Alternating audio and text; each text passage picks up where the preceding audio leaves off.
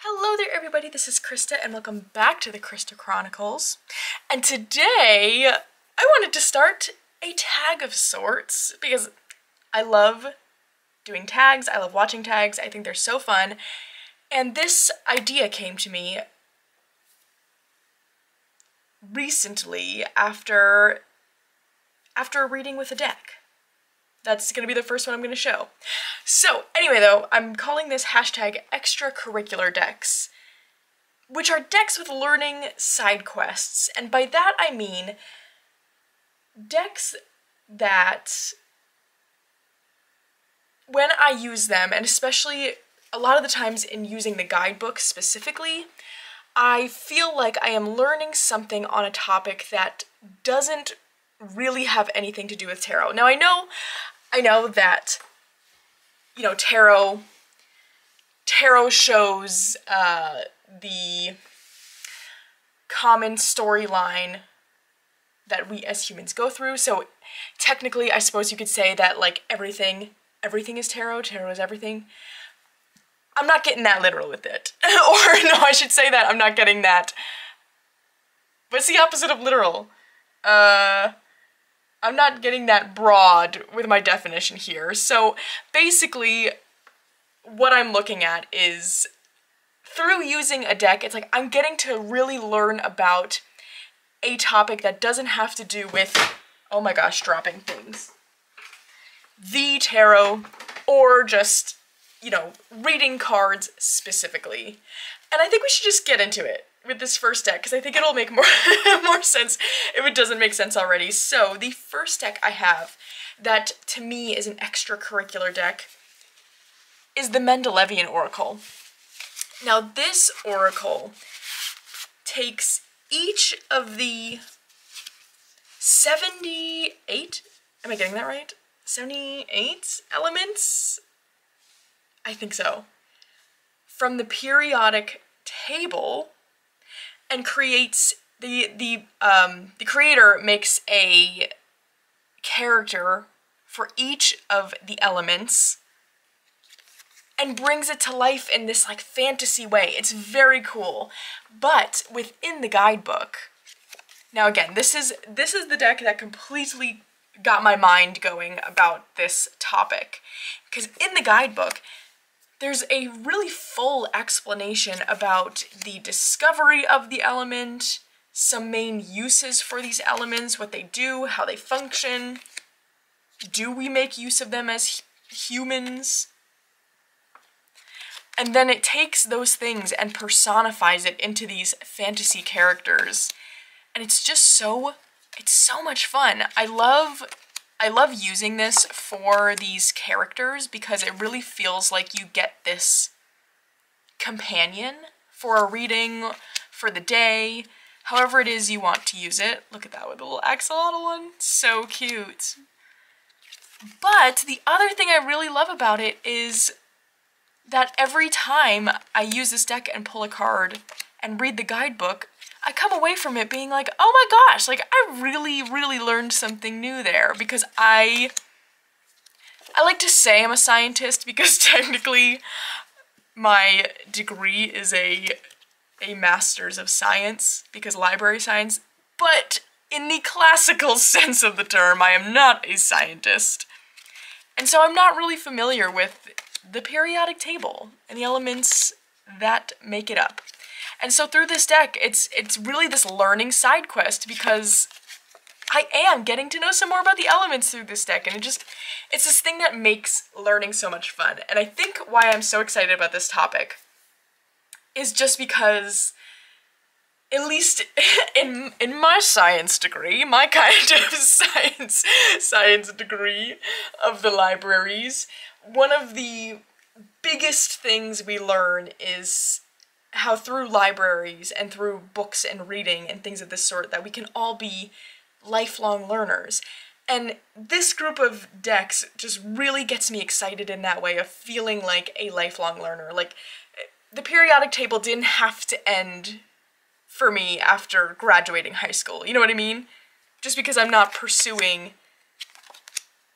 a science degree in a classical learning setting doesn't mean I have to stop learning about it. And I think that's what's so much fun about this deck and about the other decks I'm going to show here. So that is the first one I have to show. The Mendelevian. I said that too fast. The Mendelevian Oracle. Alrighty, let's get out the next one. I should say too, now I wanted to show this one first because that was the inspiration. Now it's in no particular order, and this is certainly not a conclusive list. This was me going around to my decks and kind of whatever was obvious to me is what I picked out, and then I had a good group of decks to show, so I stopped it there. I am sure there are a lot of other decks I have that could be looked at in this way, but this is just where my brain went with these ones, so we're sticking with that. But I am so excited. I hope if this excites anyone else, I would love to just see other people's thought process behind what would be considered like extracurricular. I don't know. Very exciting. So anyway, next up on the list, we've got the Little Bird Tarot. This is my what's the word? Prototype copy. I cannot wait to see the full version. But this is by our own Shayna D here on YouTube, and as the title suggests, this is all about birds. But in the guidebook, we have the Little Bird Tarot Field Guide. And in this guidebook, you get the names of all the birds. If a plant appears in the image, you get the name of the plant. And the whole first section of the guidebook entry is teaching you about these birds. And so why I love this so much is because, well, if you can't tell by how excited I am a bird person. I love birds, love them so much. But as goes with my love of plants, as of right now, it really just extends to what I can see in my own backyard. So I know a lot about the birds that exist in my area because I just like interacting with the natural world in that way, but I don't know a lot about birds that are in other parts of the country, parts of the world. And so this deck really stretches me beyond the bird knowledge that I already have, which I think is really fun because honestly, do I think I would do it otherwise? No, because that's just, again, out of sight, out of mind for me.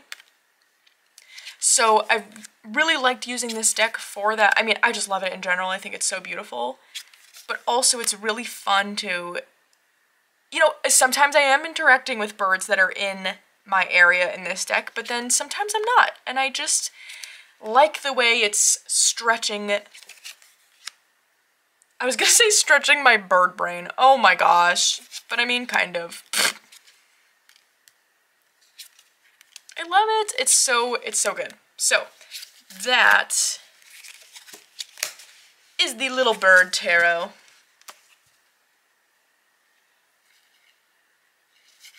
Oh gosh. Can I get this in the bag? Great. Let's stay on the animal train with the Animal and Botanical Tarot. Now, I did a whole insanely long walkthrough of this deck because I really, as soon as this came in, I wanted to go card by card and really get into the guidebook, seeing what each animal was, what each plant was, and how the creator related it back to the cards that they're assigned. And oh my gosh, I had so much fun. And so this is another one where in the guidebook, as the title suggests, again, you get an animal and a botanical for each card, and the creator just does such a good job at giving you a little bit about the animal and about the plant and then relating it back to the tarot. So it's, again, you're getting this extra tidbit of knowledge that isn't necessarily tarot related. but is just so much fun. And again, it takes, you know, and I think the point too is like all of these decks take these topics and do show us how everything relates to these ideas, or can relate to these ideas, which I just think is so neat. And I just love through these decks too, seeing how different people relate different parts of their world and different parts of their own knowledge to these cards. I just think it's so interesting. So again, it's like this dual learning going on, because there are some animals that I don't know things about and some plants I don't know things about. And so I'm learning about them in this deck. But then at the same time, I'm getting to see the creator's perspective of like, oh, okay, so now I know a little bit about this animal. Ooh, like, how does this relate to the card? Oh, it's so fun. It's so fun. I feel like so much joy about this topic. If you can't tell, it makes me very excited. So yeah, that's a great one. Animal and Botanical Tarot. Also just like beautifully crafted. It's gorgeous. It's just a really good deck.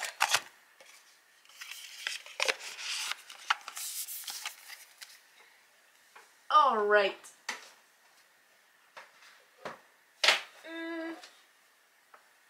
You know, I think we are going to go in kind of an order here, since I started that a little bit. So we're going to go into some plant learning next. And of course, I had to include the Herbcrafters, right? This is another, I mean, all of these obviously are good examples. That's why I picked them. But this was another one that just came instantly to my brain when I got thinking on the topic, because it just does such a good job at teaching, I feel. Anyway, I know there can be, like, that's also my lens not being an herbalist, so, you know, take that how you will. But if you're interested in herbs and herb crafting and are not, and you know, don't have that kind of knowledge, like me, I think it's great. Also, the artwork is so gorgeous, but in each of the guidebook entries, you do get some background on the plant, kind of how it's used in some traditional practices. But the thing I really like is for each of the cards, you get a crafting with the star, crafting with the moon. And that goes for everything, majors and minors. So we have crafting with the Four of Fire. And so this is a bit of a learning in a different way, where there is some learning about the plant and about how it's used. But I think where the kind of extracurricular learning shines for me with this deck is that crafting piece, how there is recommendations for how to use each of these plants if you have access to them. It's a bit more of a hands-on learning, which I think is really fun, and I really like when decks do that. Even if I don't partake in that, it's something I do like knowing. And something that I think is so fun with this deck, because there's the possibility of getting to do something hands-on, which, you know, brings the tarot from this. Of course it's a physical thing, because we have these cards and we're shuffling and pulling. But then when you pull the card, it goes very much to this, like, internal mind space. And so I think by having that crafting practice, it makes it so that you can have that mind space moment and then bring it back to that physical realm, which I think is really, really cool. So that is the Herbcrafters Tarot. We won't spend too long on that, since I'm sure we're all familiar. I love this bag. Ugh. Sunset Bow Tarot bag. I mean, the match. Are you kidding? So good. Okay. Now, my other plant deck I have out here, and again, I could have pulled out so many plant decks. There are so many plant decks in existence, and most of the ones, at least the ones that I really like, are ones that teach me something about the plants. So I wanted to pull out two that I felt did something like kind of different. So again, with the Herbcrafters, there was that crafting with the card. And my other deck I have to show here is the Laflora Tarot. And what I find different about this deck is I find that a lot of times with plant decks, most of the time they lean very heavily into flowers and herbs, which I love. I'm all about that. But what I like about this deck is we still get, you know, we get some flowers, maybe herbs, I think some herbs.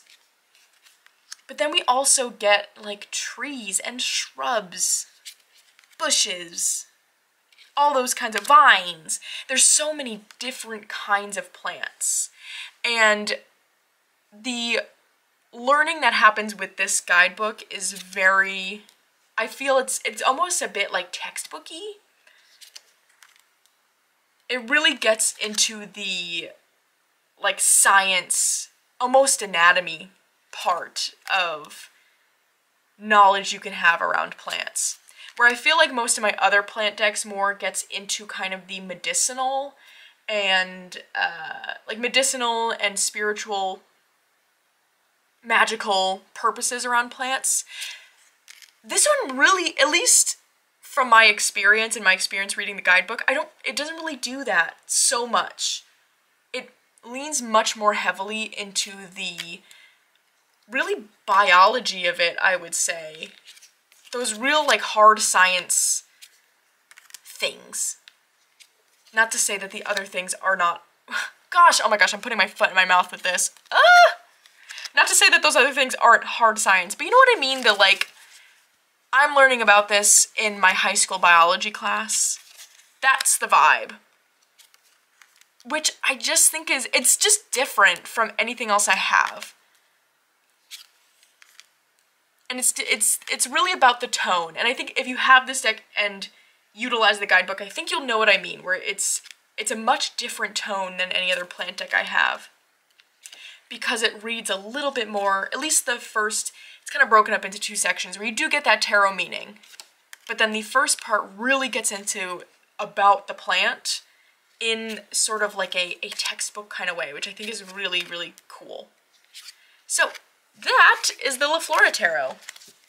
Now I've got 3 more decks to show here, and what am I thinking here? They all kind of go into story, history and story and mythology in their own ways. But that's the general theme we're bringing up here last. So the first one I have to show here is the Magicians, Martyrs, and Madmen Tarot by Travis McHenry. And this it's just a really cool history deck. It gets very dark. So if you're not into learning about the darker sides of history, I suppose. Oh, is that? No, just warning! This might not be for you. What did I do here? I must have dropped this at some point. But wow, do I find this deck so fascinating to work with. Because I don't know that I have any other decks that really get into specific history in this way, where it's like each card, as you can see, gives you a figure, and they are going to be either a magician, a martyr, or a madman. Really take your pick. Wait, why do I feel like... I always want to add, like, murderer in there, but that is not in the title. So it's going to be one of those in there. But for each card, each figure of each card, you get really a good synopsis of that, the story of that figure and who they were, what they did. And it's so cool. It's really like, it feels like such a History Channel deck. Which I love because I was a kid who watched the History Channel. every day before the bus came. Me and my twin sister watched the History Channel, and we loved it. And that's what this deck makes me think of. So even though, you know, it's pretty dark. Not always, maybe not always. A lot of it's dark though, but I think it's so fascinating. It's so fascinating. I love, honestly, like this is a deck where I pull a card sometimes just because like I just want to learn about something. I just want to learn about someone. Really fun. It kind of makes me think of too, I don't know if anyone's a fan of the podcast, The Last Podcast on the Left. It's pretty much, that one's a true crime podcast, but they get into some other historical figures sometimes. I love that podcast. It's so fun. Just a fun way to learn, you know what I mean? And that's what this deck makes me think of too. It's part of, I don't think any of them are like tarot people, but I feel like if I ever heard they were, I'd wanna send them this deck because I'm like, I think they'd like it. Could you imagine? Oh my gosh, when worlds collide, that's the best. But yes, really, really a neat one. The Magicians, Martyrs, and Madmen Tarot. This is the mass market version. There was an indie version, but this is the mass market one, and I think it's really nice. I need to make it a bag, though. Okay, now these next ones are more true mythology. These last two, I should say. And we're going to start with the Dark Goddess Tarot. Because this is another one. I love pulling a card from here sometimes just to learn. Of course, this is all about goddesses. But what I really like about this one is that there isn't any certain pantheon, and it really has a great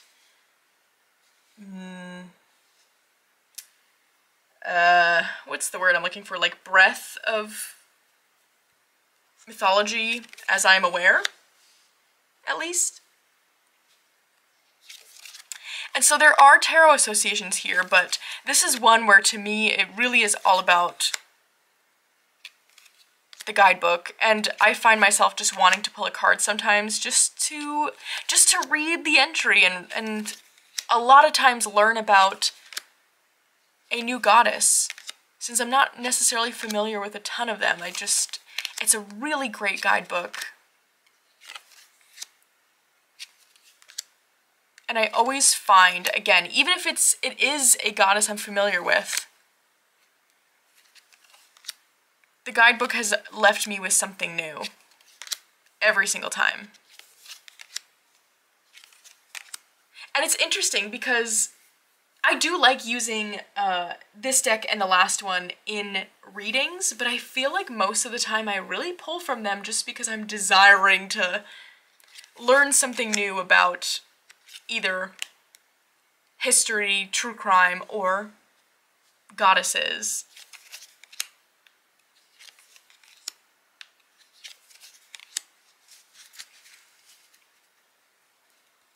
Because I love these decks. And it's funny because I was pulling them out and I was like, I don't really know where these fit into my practice at all. But I think that's just where they do, because I don't often do readings with them, but I like to use them in that way, where especially at night, sometimes I'm like, I just want to read something interesting. But not like pages and pages. Each of them, you know, it's like the 1 to 2 page entry, and you've learned something new. I think it's so great. So that is the Dark Goddess Tarot. Definitely a favorite goddess deck of mine. So, last but not least, the Odyssean Tarot. Of course I had to show this. Oh my gosh. Like, learning to the extreme when it comes to Greek mythology. Because the guidebook for this one is a doozy in the best kind of way. Because you get such a really full feeling story about each of the characters that show up in these cards. You get a Delphic maxim, for each of the cards. You get so much. But not to a point where it feels overwhelming or feels like there's so much information that it disconnects itself from tarot. Because it really does, it gives you that story and brings you to why it was paired with a certain card, which I just think is so fantastic. But I do not know a ton about Greek mythology, and this has just been the most fun and informative deck to use to really make it feel approachable, because I know you can read, there's a lot of, you know, books to read about Greek mythology, or like retellings of the stories to read, but that just feels overwhelming to me for some reason. And so this has just been an amazing place to start, because it breaks it up by card. Each card tells a different story. And they really stick out in my brain. And I think that's the highlight. Because again, while this is not a conclusive list, I'm sure as soon as I end this video, I'm going to be like, oh, this one too. Oh, I forgot that one. It happens every time. But these were the ones that was like immediately I thought of them, because the stories and the things I have learned from them have stuck. Because of the way it's written or the format, whatever it is. I just really feel like I've learned something outside of, you know, a rote tarot meaning, like information outside of the realm of tarot, which I think is so fun. So that is the Odyssean Tarot. And that's the last deck I have to show today. So again, I hope, not say, like, you know, I hope at least this was exciting to watch. I think it'd be so cool. I think it'd be so cool if this felt inspiring, or, you know, you thought of a list of your own. I'd love to see it. Or, you know, even if you just want to message me anywhere and just tell me. I'm just excited about it. But yeah, again, at least I hope it was fun to watch. But other than that, I hope you're all having a great day so far. I'll see you again very soon.